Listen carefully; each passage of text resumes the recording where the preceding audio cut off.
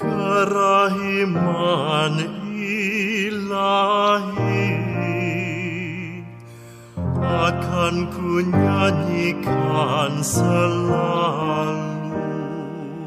Para devosan kerahiman ilahi yang dikasihi Tuhan, tema refleksi keempat yang saya tawarkan adalah teman yang dapat diandalkan. Saya bergembira ketika melihat bahwa kita mulai menikmati pesiarahan bersama mendalami buku harian Santa Faustina. Kita mulai jeli memungut mutiara-mutiara tersembunyi yang bermanfaat bagi perkembangan rohania kita. Mutiara-mutiara berharga ini merupakan buah-buah matang dari pergulatan rohania Santa Faustina. Tidaklah mengherankan kalau kita memandang Santa Faustina sebagai pribadi istimewa yang diasah Tuhan untuk memberi darah baru bagi kerohanian umat Allah. Tetapi janganlah kita lupa bahwa pertarungan yang dilewatinya dari waktu ke waktu adalah pertarungan yang sangat menyakitkan. Mungkinkah semua ini dapat tercapai karena dayanya seorang diri? Jawabannya tentu saja tidak. Ia hanya dapat melewati semua pergulatan rohania dari hari ke hari karena Yesus tidak pernah meninggalkan dia, dan sebaliknya, dia juga tidak pernah meninggalkan Yesus. Setiap langkah yang diambilnya selalu dipersembahkan lebih dahulu kepada Yesus. Nah, dalam hal ini kita melihat sosok-sosok lain yang turut berperanan memelihara api pewahyuan yang bertumbuh di dalam dirinya. Mereka juga orang-orang pilihan Allah yang berperanan memberi peneguhan bagi Santa Faustina.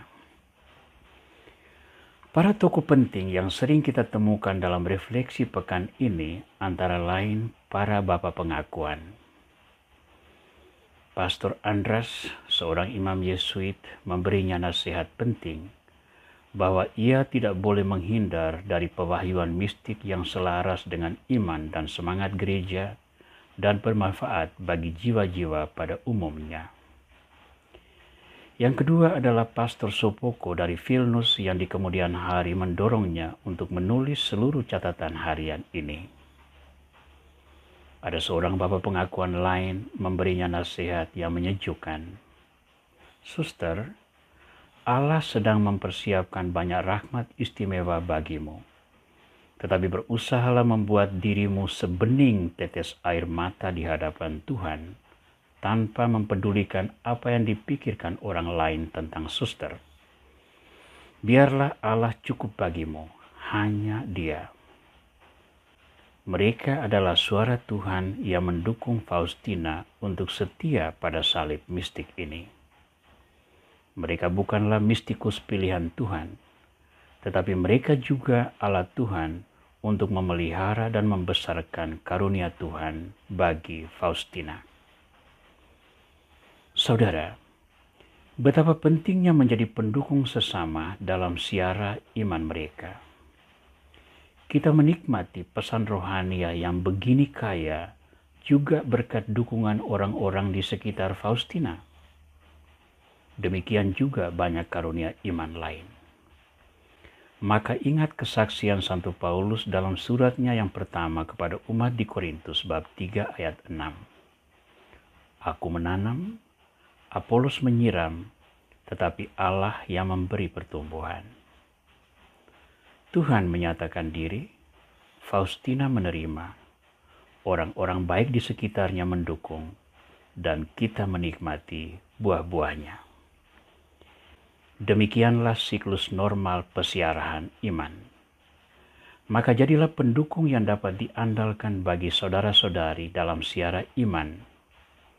Pendukung yang rela mendengar dan memberi nasihat, tetapi terutama pendukung yang dapat dipercaya karena tidak berkhianat. Jika siara kita berjalan antara lain karena peranan orang-orang yang mengasihi kita, saatnya kita juga mendukung orang-orang lain yang membutuhkan.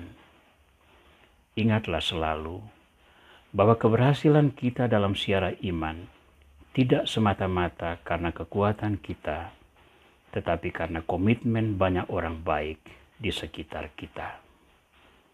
Yesus, Engkaulah andalanku. Kerahiman ilahi akan ku nyanyikan selalu.